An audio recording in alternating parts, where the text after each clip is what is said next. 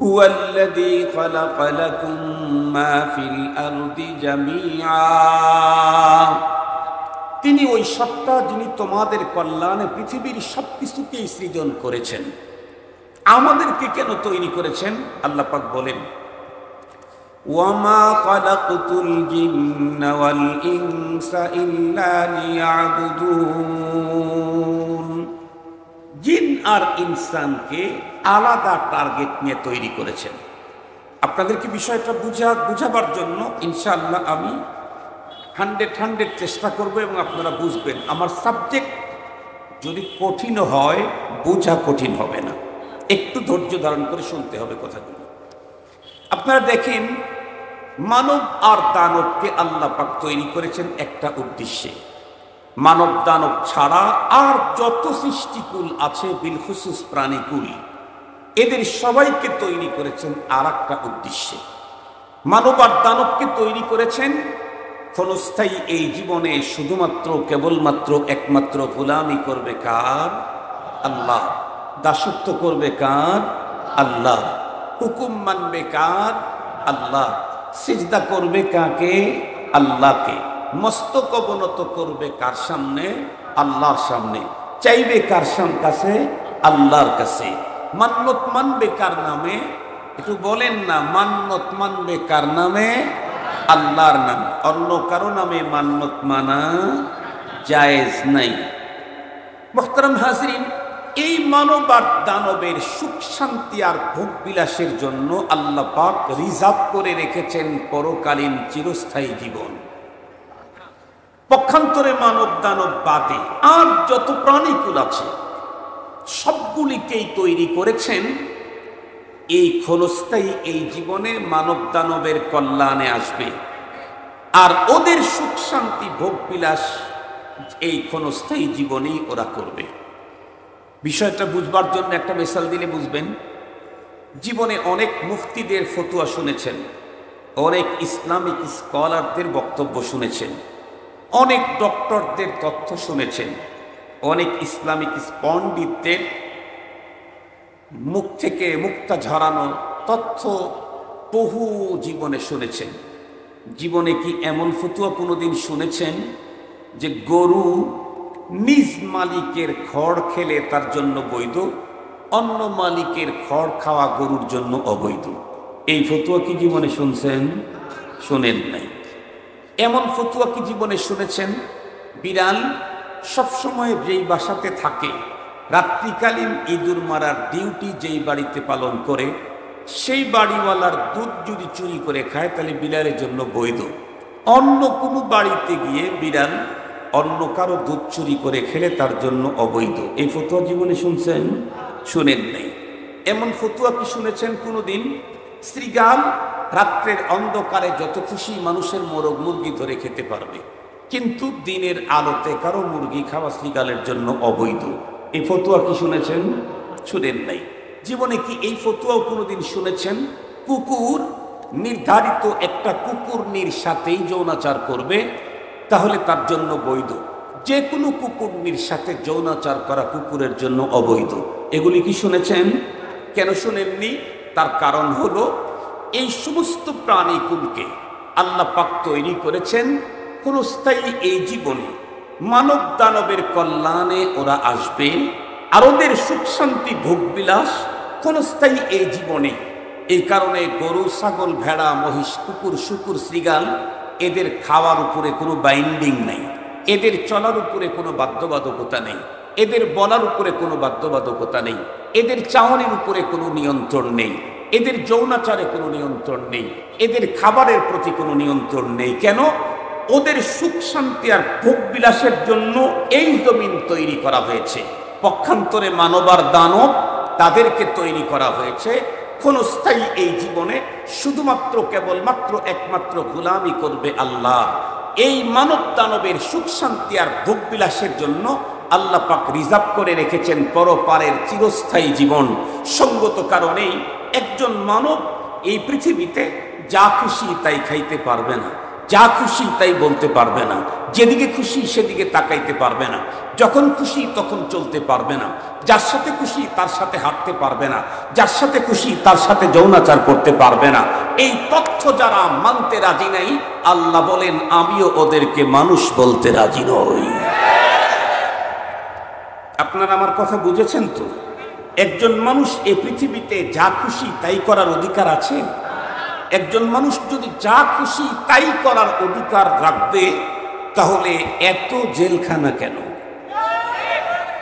যার যা খুশি তাই করত, এত জেলখানা কেন? তার অর্থই হলো একজন মানুষ যা খুশি তাই করার অধিকার নাই। কিছু আছে ছোট সরকারের আইন, কিছু আছে মহা সরকারের আইন। ছোট সরকারের আইন লঙ্ঘন করলে জেলখানায় যেতে হয়, আয়নাঘরে ঢুকতে হয়। শোনেন নাই আয়নাঘরের নাম? শুনেছেন তো? শুনেছেন? ছোট সরকারের আইন লঙ্ঘন করলে জেলখানায় যেতে হয়, আয়নাঘরে থাকতে হয়।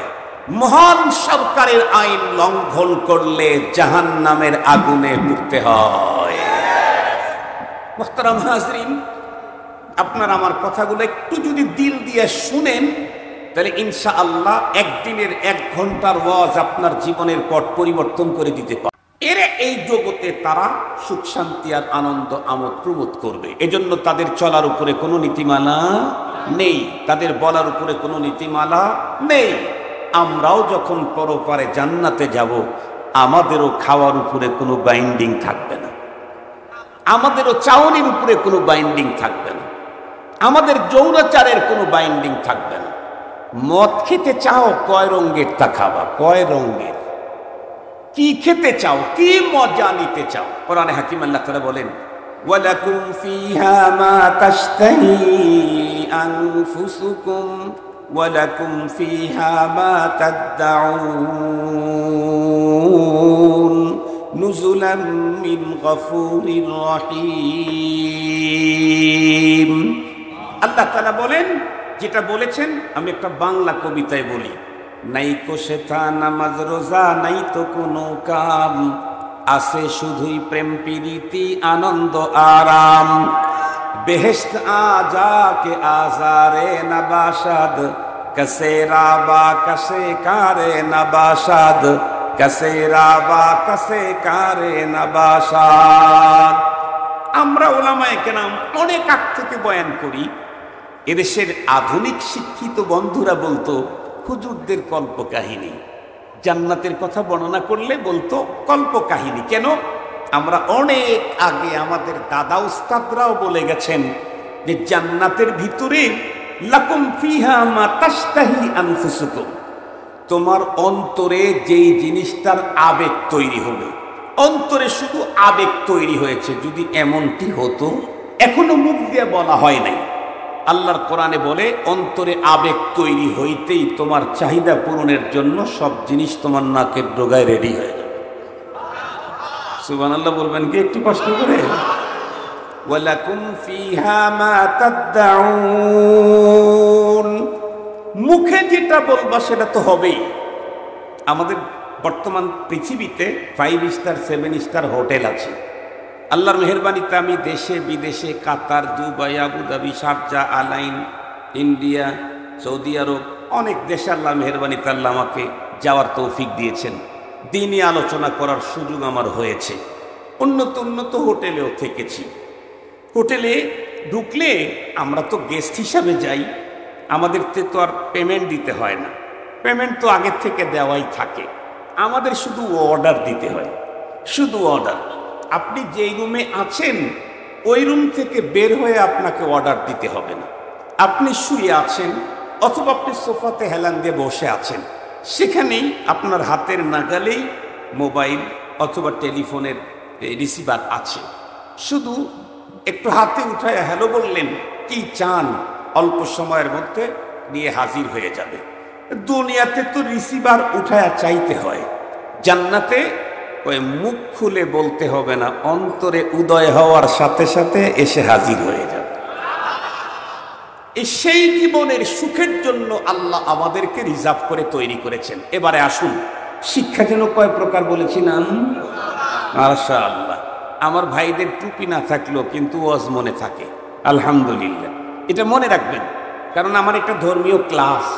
আমি এখানে গজল শুনাইতে আসি নাই, আমি এখানে ইরান তুরানের আজান শুনাইতে আসি নাই, আমি এখানে পল্লী গীতি আর ছায়াছবির গান গাইতে আসি নাই। আমি আসছি হলো আপনাদের মগজ মেজাজ, আপনাদের মস্তিষ্কটাকে কোরআনের সুন্দর ব্লিচিং দিয়ে পরিষ্কার করে দেওয়ার জন্য। এজন্য এসেছি। এজন্য খুব ভালো করে বুঝবেন কথাগুলি। শিক্ষা দুই প্রকার, একটা জাগতিক শিক্ষা আর একটা কোরআনের শিক্ষা। মনে আছে না? আমি বলবো না যে কোনো শিক্ষা অপ্রয়োজনীয়, না না, প্রত্যেকটা শিক্ষাই মানুষের জন্য অনেক প্রয়োজন। জাগতিক বিদ্যারও মূল্য আছে, কোরআনের বিদ্যারও মূল্য আছে। তবে যেই বিদ্যার মূল্য যতটুকুন, আমাকে ততটুকুন বলতে হবে, এক্সেস বলতে আমি চাই না। জাগতিক বিদ্যার মূল্য আছে, কোরআনের বিদ্যার মূল্য আছে। জাগতিক বিদ্যার দ্বারায় কোনো মানুষ মূল্যবান হতে সময় লাগে, এরপরে এই মূল্যটা আবার চিরস্থায়ী হয় না। পক্ষান্তরে কোরআনের বিদ্যা, এটা অর্জন করতে গেলেই খুব দ্রুত তার মূল্য বাড়া শুরু হয়, বাড়তে বাড়তে বাড়তে বাড়তে তার মরণ হয়, কিন্তু কোরআনের বিদ্যার মর্যাদার মূল্য কখনো শেষ হয় না। এই বিষয়টা আমি আপনাদের খেদমতে তুলে ধরব। আমাদের দেশে জাগতিক বিদ্যার শুরু ইংরেজিতে প্রাইমারি বলে। প্রাইমারি সেকশনের সবচাইতে ভালো প্রতিষ্ঠান আমার জানা মতে pre cadet, KG, kindergarten school. কি বলেন আপনারা? এগুলাই তো সবচেয়ে ভালো। এ কারণে অনেক প্রাইমারি টিচার তার নিজের সন্তানকে কেজিতে ভর্তি করায় দেয়। তাহলে আমরা এতটুকুন তো মেনে নিলাম, জাগতিক বিদ্যার স্ট্যান্ডার্ড প্রতিষ্ঠান হলো প্রাইমারি সেকশনের কেজি, কিন্ডারগার্টেন। তো আমি আমার একটা শিশু সন্তানকে কেজিতে ভর্তি করাই দিলাম। ও প্রথমে কি পড়বে? প্লে, তারপরে নার্সারি, এরপরে কেজি 1, তারপরে কেজি 2, এরপরে কেজি 3, এরপরে সে যাবে সালাকা তরিকান ইয়ালতামিসু ফীহি ইলমা সাহহালাল্লাহু লাহু বিহি তরিকান ইলাল জান্নাহ। পৃথিবীর যেই নারী আর পুরুষ, আবাল বৃদ্ধ বনিতা শিশু কিশোর যেই হোক না কেন, আল্লাহর কোরআনের ইলম জ্ঞান অর্জন করার নিয়তে ঘর থেকে বের হয়ে যখন বিদ্যালয়ের দিকে পায়চারি করতে থাকে, পৃথিবীর মানুষ তোমরা মনে করো লোকটা জমিনের ভিতরে চলে। নবীজি বলেন না, শুধু জমিনেই চলে না, জমিনের ভিতরে আল্লাহর কোরআনের জ্ঞান অর্জন করার জন্য চলার মাধ্যমে আল্লাহ পাক ওই লোকের জান্নাতের রাস্তা আসান করে দেয়। মনে আছে তো? কেজি 3 পর্যন্ত 5 বছর জগতেই তেমন কোনো দাম বাড়ে নাই। কোরআনের বিদ্যা অর্জন করার জন্য মাত্র বাড়ি থেকে বের হয়েছে, মর্যাদা বাড়া। কথা আওয়াজ করেন না কেন? আমি কি জোর করে আমার গলাবাজি করে বলতেছি কথাগুলি? না না, এটা পয়গম্বরের হাদিস শুনাইতেছি আমি। মুহতারাম হাজিরিন, এরপরে ছেলেটি যখন হাঁটি হাঁটি পা পা করে মাদ্রাসা ক্যাম্পাসে ঢুকে পড়ল, এক পর্যায়ে উস্তাদের কাছে গিয়ে বলল, উস্তাদজি আমাকে ছাত্রদের খাতার ভিতরে নামটা লিখে নেন, আমি এখন থেকে মাদ্রাসার তালিবুল ইলম। উস্তাদজি তখন তাকে ডেকে বলল, ঠিক আছে, নামটা লিখে নিলাম, এখন যাও সর্বপ্রথম বন্ধুরা আমার উস্তাদের কাছে গিয়ে তুমি পড়ো আলিফ বা তা সা জিম। খুব ভালো করে বুঝবেন, এই যে আলিফ বা তা সা জিম পড়ার জন্য এখন পথ চলা বন্ধুরা আমার শুরু করে দিল, পথ চলা শুরু করে দিল, আলিফ বা তা সা জিম পড়া শুরু করে দিল। হাদিসে পাকের মধ্যে আল্লাহর পয়গম্বর বলেন, ওয়া ইন্না মালাইকাতার রাহমাতি লাতাদউ আজনিহাতাহা রিদান লিতালিবিল ইলম। ও আলিফ বা তা সা পড়লো মানে ওর নাম তালিবুল ইলমের খাতায় লেখা হয়ে গেল। এখন এই তালিবুল ইলম ও হাইওয়েতে চলুক, ফিডার রোডে চলুক, অথবা জমিনের ভিতরে আইলে রাস্তাতেই চলুক, কাদা রাস্তায় চলুক, পানিযুক্ত রাস্তায় চলুক, নিট অ্যান্ড ক্লিন স্বচ্ছ ফ্রেশ রাস্তায় চলুক, আল্লাহ পাকের রসুল বলেন ওর কি পরিমাণে দাম বাড়লো তা জানো? ও এখন তালিবুল কোরআন, ও এখন তালিবুল ইলম। ও যে পথ দিয়ে যেতে থাকে সে পথেই রহমতের ফেরেশতারা ওর সম্মানে তারপর বিছায়া দেয়। আপনারা কতটুকু দেখেছেন জানি না, আমাদেরকে আল্লাহ তাআলা লা ফখরা, জাস্ট ফর শুধু বোঝানোর জন্য বলতেছি, আল্লাহ পাক আদ-দাওয়া ওয়াল ইরশাদের নিসবতে, এই যে দিনই কিছু কথা মানুষের সামনে বলি, এই নিসবতে আল্লাহ তাআলা আমাদেরকে সপ্তাহের ম্যাক্সিমাম দিন উপর দিয়ে সফর করে, উপর দিয়ে ম্যাক্সিমাম দিন। তো যার কারণে আমাদের এয়ারপোর্ট ব্যবহার করতে হয়, কোনো দিন 2 বার 3 বার 4 বার ব্যবহার করতে হয় প্রয়োজনের কারণে। তো করতে গেলে অনেক সময় দেখা যায় বাইরের কোনো রাষ্ট্রপ্রধান আসতেছে, বাইরের কোনো রাষ্ট্রপ্রধান অথবা অন্য দেশের আর বড় কোনো ভিআইপি মেহমান, তো তাদের জন্য কি করে, তাদের জন্য লাল গালিচা বিছায়। সহজ কথা বলি, বিগত সময় আমাদের দেশে যে সরকারটা ছিল, এই সরকারের সাথে বর্তমান পৃথিবীর সবচেয়ে বেশি সখ্যতা ছিল পার্শ্ববর্তী কাটা তারের ওপারের সরকারের সাথে। চিনলেন তো আপনারা? নামটাও বললাম না, সতর্কতা অবলম্বন করলাম আর কি। স্বাধীনতা একটা আসছে, তো আবার আল্লাহ না করুক স্বাধীনতা যদি পোল্ট্রি খায় ঝামেলা যাতে না হয়, এজন্য নামটা একটু সুপায়াই রাখেন। কিন্তু আপনারা তো চিনে ফেলছেন না কাটা তারের ওপারে। হ্যাঁ, ওই কাটা তারের ওপারের যে সরকার, তার সাথে খুব সখ্যতা ছিল বিগত সময়ের সরকারের। আচ্ছা, ওইটা না হয় বাদ দিলাম, ওইটা যেহেতু গেছে, মরা জিনিস নিয়ে আর কথা বলে লাভটা কি? ধরেন এখন তো আমাদের নতুন অন্তর্বর্তীকালীন সরকার আসছে, সবাই বলতেছে যে ওনার সম্পর্ক হলো আমেরিকার সাথে। এই তো এখন একেবারে তাজা টাটকা খবর, আমেরিকার সাথে তার সম্পর্ক। তো আমেরিকার প্রেসিডেন্ট কয়েকদিন আগে জাতিসংঘের ওখানে আমাদের প্রধান উপদেষ্টা গিয়েছিলেন, সেখানে তার সখ্যতা, তাকে কাছে জড়ায় ধরা, আলিঙ্গন করার দৃশ্য তামাম পৃথিবী তো দেখেছে, আপনারাও দেখেছেন। তাতে মনে হচ্ছে অনেক অন্তরের গভীর থেকে মোহাব্বত, ভালোবাসা, হৃদ্যতা, আন্তরিকতা, দোস্তি আছে। খুব ভালো, অসুবিধা নেই।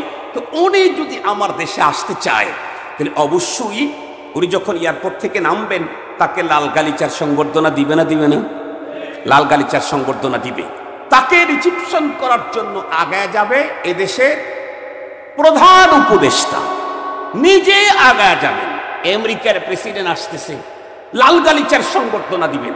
কিন্তু আমি আপনাকে জিজ্ঞেস করতে চাই, এই যে লাল গালিচা ওনাকে দেয়া হবে, এই লাল গালিচা কি এয়ারপোর্ট থেকে শুরু করে একেবারে যমুনা পর্যন্ত টোটাল রাস্তায় দেওয়া হবে? যমুনা মানে আবার আমাদের যমুনা সেতু মনে করেন না, প্রধান উপদেষ্টার থাকার জায়গায় যমুনা, এটার কথা বলতেছি। সে চিনছেন তো আপনারা? এই আমাদের দেশের বিভিন্ন নেতারা প্রধান উপদেষ্টার সাথে যমুনাতেই তো সাক্ষাৎ করতে গেল। মনে করেন এর টোটাল রাস্তার মধ্যে কি লাল গালিচা বিছানো থাকে? না, অল্প কিছু জায়গা লাল গালিচা দেওয়া হয়, এরপরে বুলেট প্রুফ গাড়িতে করে তাকে রিসিপশন করা হয়। মুহতারাম হাজিরিন, কিন্তু কোরআনুল কারীমের তালিবুল ইলম যে হয়, তাকে রিসিপশন করার জন্য কোন দেশের উপদেষ্টা আর রাষ্ট্রপ্রধান আগায় আসে না, নূরের তৈরি ফেরেশতাদেরকেই পাঠানো হয়। আর তাদের পায়ের নিচে রহমতের ফেরেশতাদের পরের সংবর্ধনা 20 গজ 50 গজ না, সে যে কোনো রাস্তা দিয়ে চলতে থাকে, সেখানেই সংবর্ধনা দেওয়া হয়। মুসলমান ভাইরা রে, আমার কথা ভালো করে বুঝবেন।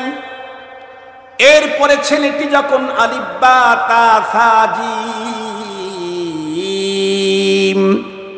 পড়তে পড়তে একটা পর্যায়ে এসে আরবি শব্দগুলা বন্ধুরা আমার গঠন করা যখন শিখে গেল, আলিফ বা একসঙ্গে মিলাইলে কেমনে হয় পড়া যখন শিখে গেল, রপ্তা রপ্তা যখন বন্ধুরা আমার তার হাতের ভিতরে কোরআনুল কারীম ওস্তাদ দিয়ে দিল, এখন এই ছেলেটির দাম কি পরিমাণে বাড়লো। আল্লাহর পয়গম্বরের হাদিস থেকেই বলছি, ক্বালা রাসূলুল্লাহি সাল্লাল্লাহু আলাইহি ওয়াসাল্লাম, মান ক্বারাআ হারফাম মিন কিতাবিল্লাহি ফালাহু হাসানা ওয়াল হাসানাতু বিআশরি আমসালিহা লা আকুলু আলিফ লাম মিম হারফুন বাল আলিফুন হারফুন ওয়া লামুন হারফুন ওয়া মিমুন হারফ আও কামা ক্বালা আলাইহিস সালাতু ওয়াস সালাম। যতদূর পর্যন্ত মাইকের আওয়াজ যায়, যে যেখানে আছেন কথাগুলি অন্তরের কান দিয়ে শ্রবণ করেন। যেই ছেলেটি মাদ্রাসায় ঢুকে পড়তে পড়তে আরবি অক্ষরগুলি উচ্চারণ করা শিখে গেল, যুক্ত অক্ষর উচ্চারণ করা শিখে গেল, ওস্তাদজি তার হাতের ভিতরে আজকে কালামুল্লাহ দিয়ে দিবে। এলাকার মুরব্বীদেরকে ডাকলো। সর্বপ্রথম ছেলেটার হাতে দিয়ে দেওয়া হলো, তুমি পড়ো এখন। সে পড়া শুরু করলো, বিসমিল্লাহির রহমানির রহিম। ওর মর্যাদা কি পরিমাণে বাড়লো আল্লাহ! এক হাদিসে তো পয়গম্বর বলেন, খায়রুকুম মান তাআল্লামাল কুরআনা ওয়া আল্লামা। ওর মর্যাদা হলো এই, এ পৃথিবীতে যত মানুষ, যত রঙের, যত ঢঙ্গের, যত ভাষার, যত পাওয়ারের, যত বড় চেয়ারেরই দেখো না কেন, এর ভিতরে সবচাইতে শ্রেষ্ঠত্বের বন্ধুরা আমার সিল লাগায়া দেওয়া হলো ওই ছেলেটাকে, যেই ছেলে আল্লাহর কোরআন তেলাওয়াত করা শিখে গেল। মুসলমান খুব শুধু কি এতটুকু না, না না, ও যখন পড়া শুরু করে বিসমিল্লাহির রহমানির রহিম, এতটুকুন পড়তেই বিসমিল্লার ভিতরে 19টা অক্ষর আছে। ওর তেলাওয়াত যদি শুদ্ধ হয় প্রতি অক্ষরে 10টা নেকি, আর যদি বিশুদ্ধ হয় প্রতি অক্ষরে 70টা নেকি, আর যদি শুদ্ধ বিশুদ্ধ মিলে পড়ে তবুও প্রতিটি অক্ষরে 40টা করে নেকি দান করা হয়। এ পৃথিবীর বিল গেটসের যেমন ইনকাম, তার চাইতে বড় ইনকাম কোরআনে পাকের তেলাওয়াতকারীর। আল্লাহু আকবার বলেন। এ পৃথিবীর বিল গেটসের যেমন ইনকাম, তার চাইতে কোটি কোটি কোটি গুণে বেশি ইনকাম যারা আল্লাহর কোরআন বিশুদ্ধ তেলাওয়াত করতে থাকে। ঈমান ওয়া ইহতিসাবা, তেলাওয়াতটা হতে হবে ঈমান ইহতিসাবের সাথে। তিলাওয়াত হতে হবে কেমন? ওই যে হাদিস পড়েছি, ওয়ারাত্তিল কামা কুনতা তুরাত্তিলু ফিদ দুনিয়া ফাইন্না মানজিলাকা ইনদা আখিরি আয়াতিন তাকরাউহা।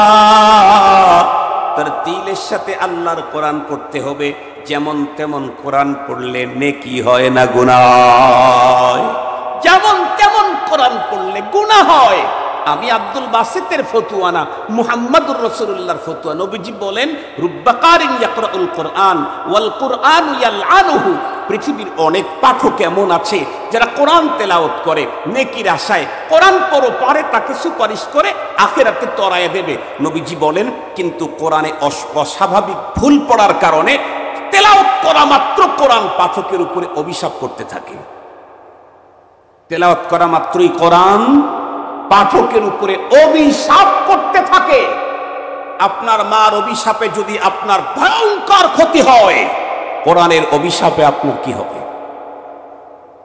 এজন্য কোরআন তো পড়তেই হবে, কারণ নামাজ আমার জিম্মায় ফরজ। আর নামাজ সহিশুদ্ধ হওয়ার জন্য যেই ফরজগুলি আছে তার মধ্যে একটা হলো নামাজে কোরআন শুদ্ধ পড়া।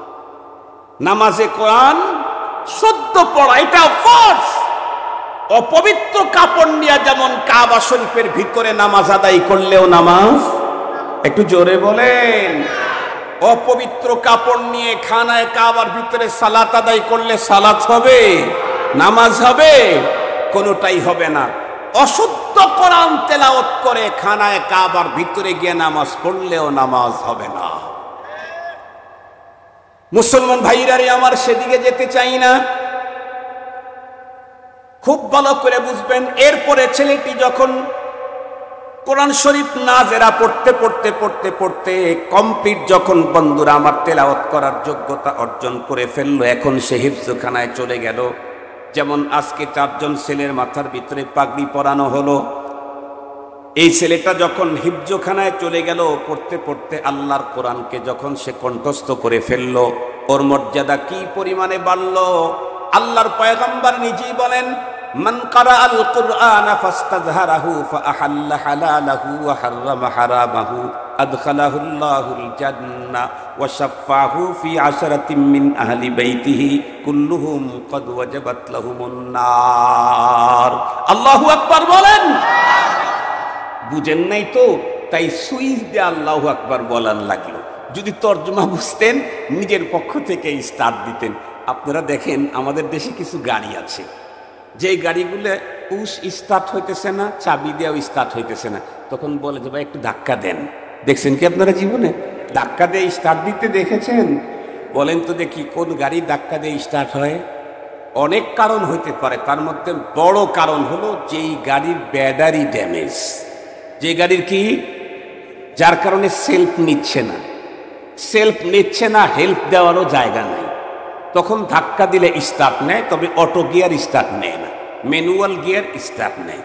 আমি তো আলহামদুলিল্লাহ গাড়ি চালাইতে পারি, আল্লাহ শুকুর।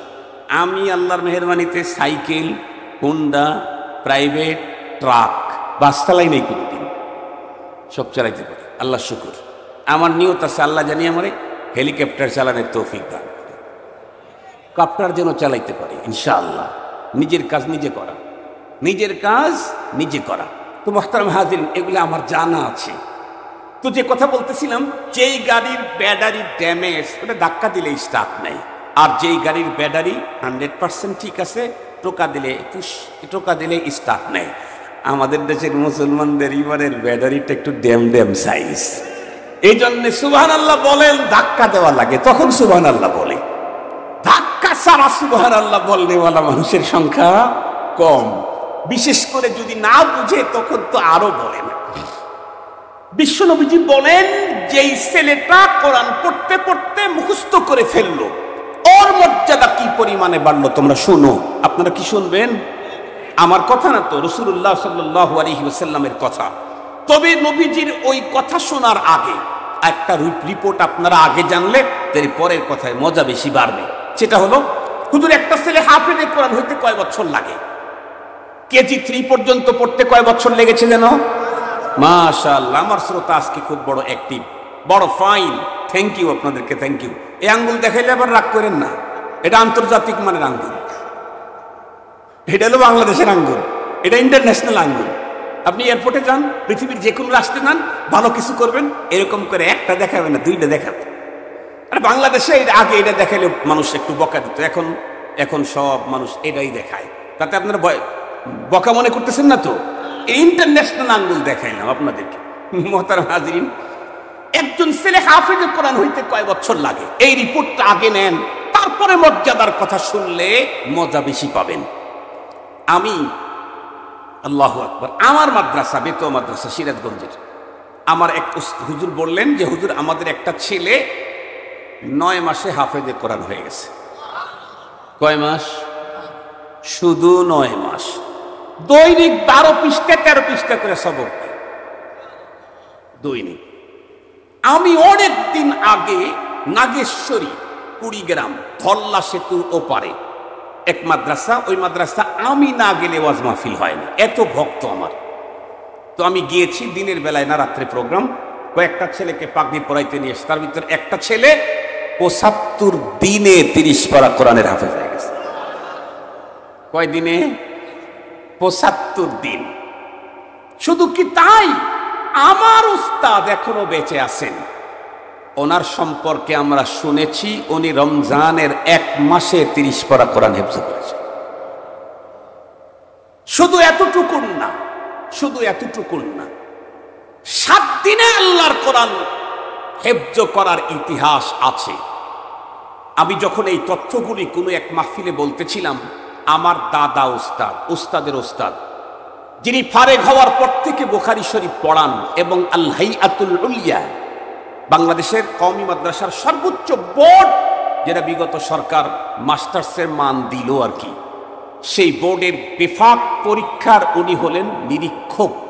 দাওরা হাদিসের খাতা উনি কাটেন, এত বড় যোগ্য আলেম। উনি আমাকে ডেকে নিয়ে বললেন, নাতি, এই পৃথিবীতে সবচাইতে কম টাইমে যিনি আল্লাহর কোরআন হেফজ করেছেন তার লেগেছিল মাত্র 3 দিন।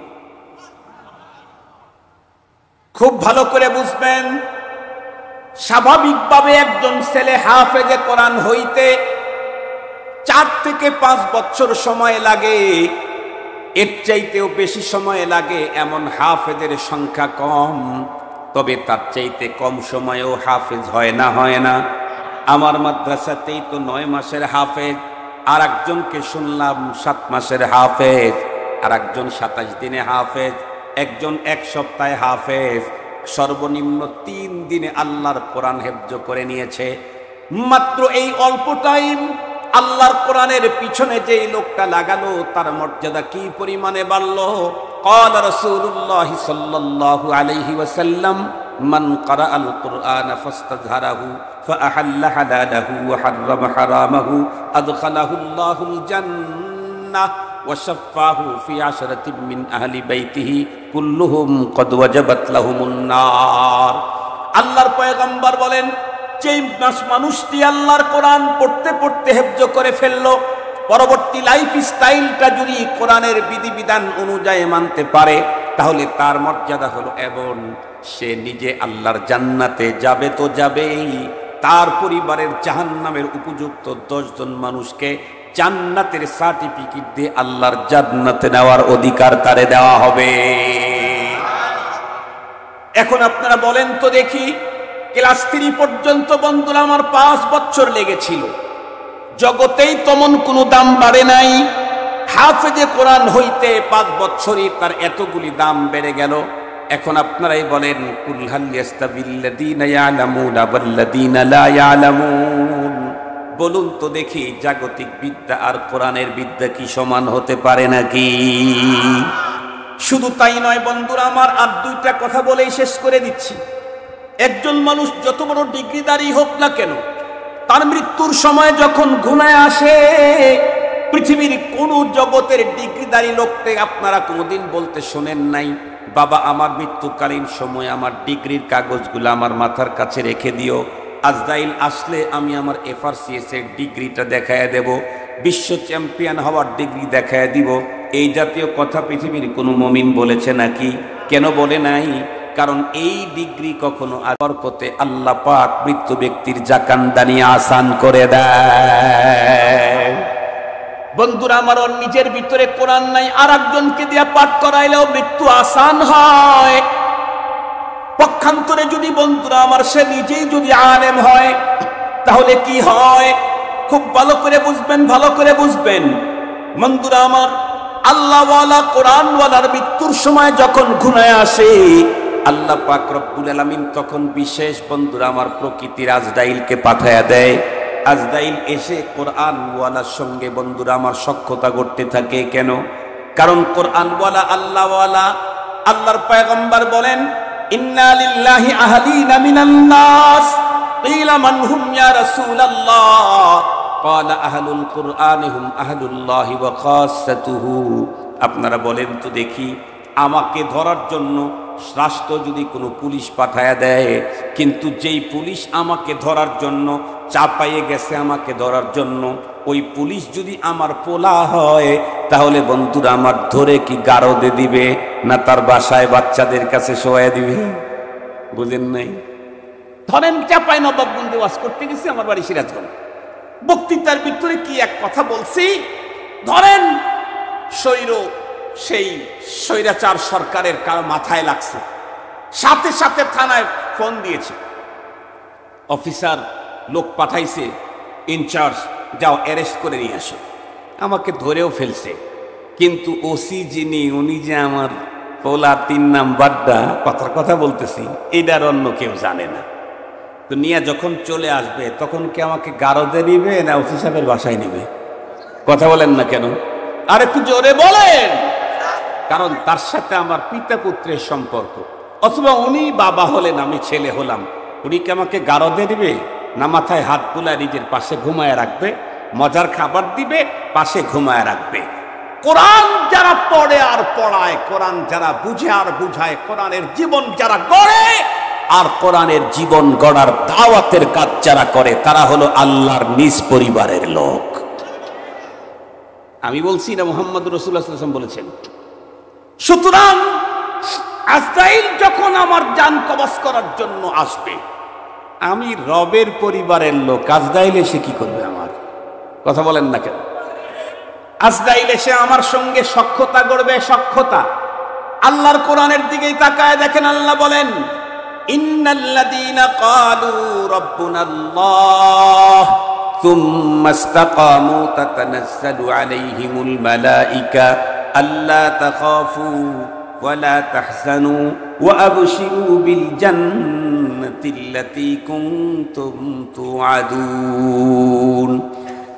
কোরআনওয়ালার জান কবজ করতে এসে আজরাইল আলাইহিস সালাম সখ্যতা করবে, হৃদ্যতা করবে, বন্ধুত্ব করবে।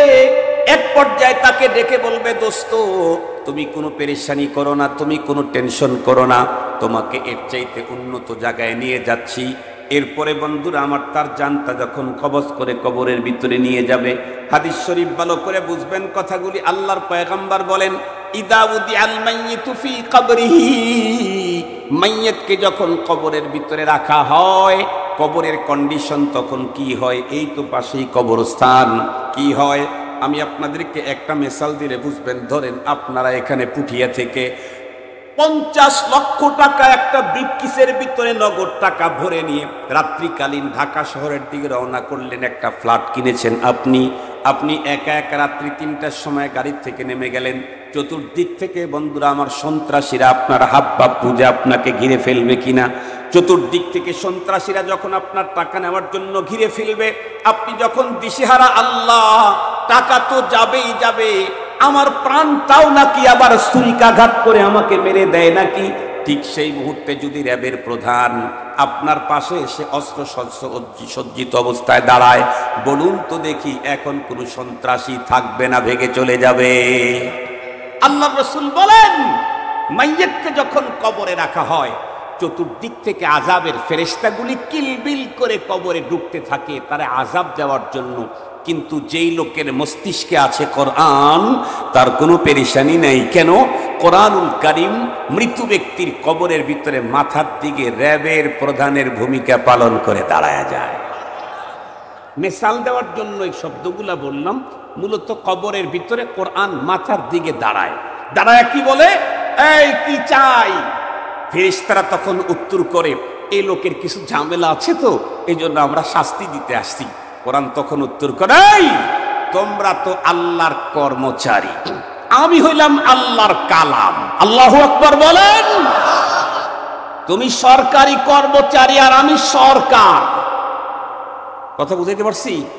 তুমি সরকারি কর্মচারী, আমি সরকার। আমি যা বলবো তোমাকে তাই করতে হবে। কোরআনে কারীম বলে, এই লোকের কি ঝামেলা আছে না আছে সেটা আমি রবের সাথে ডিসকাস করব, তোমরা এখান থেকে চলে যাও। আল্লাহু আকবার বলেন। এরপরে কোরআন তাকে কি বলে তা জানেন? নাম কানাউবাতিল আরুস। এ দোস্ত, তুমি তো পৃথিবীতে রাত্রি জেগে জেগে আমারে তেলাওয়াত করতা না? হেফজখানা এসে দেখেন রাত্রি 3:30টায় কেউ ঘুমে থাকে না, রাত্রি 3:30টায় সবাই জেগে যায়। সব মানুষ যখন ঘুমায়, কোরআনের হাফেজরা তখন জেগে জেগে আল্লাহর কোরআন হেফাজত করে।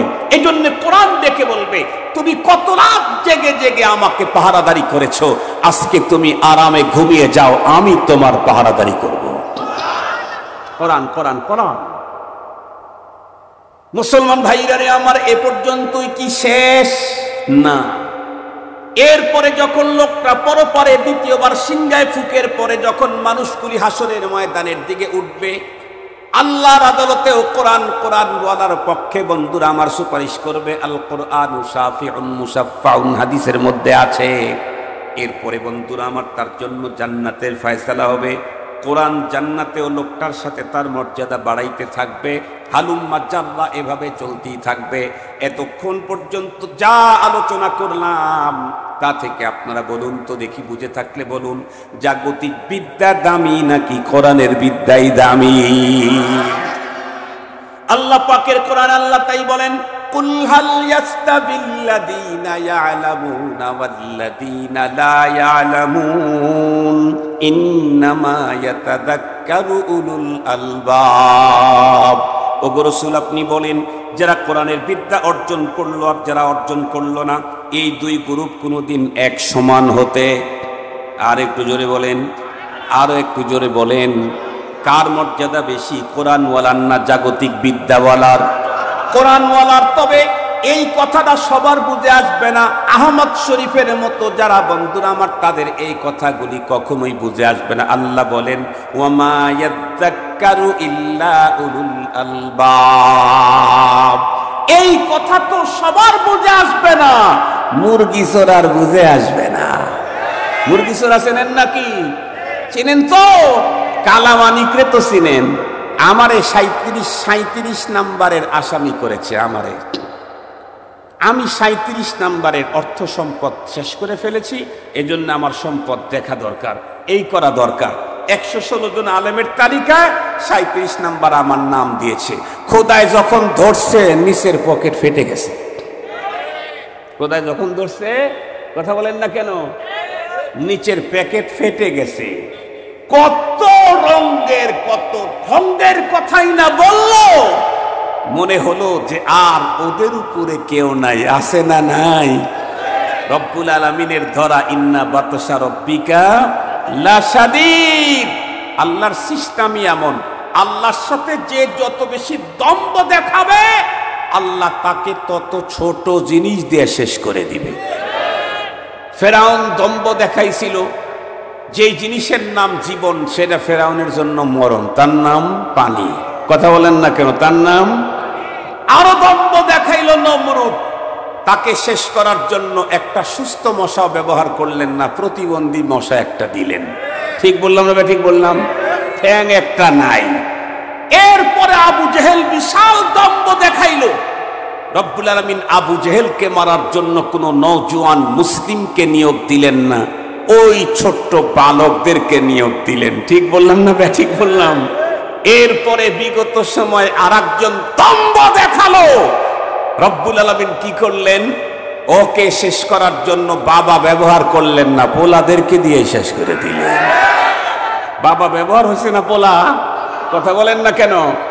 তবে এখান থেকে আমাদেরকে একটা সবক নিতে হবে, সবক নিতে হবে। আমাদের বাঙালি তো বেশি আবেগী।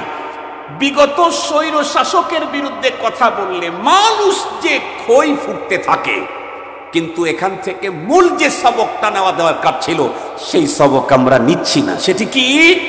ওদের মতো আগামী দিনেও যদি কেউ দম্ভ দেখায় তাদেরকে পোলা দিয়েও শেষ করবে না, নাতি দিয়েই শেষ করে ফেলবে খোদা।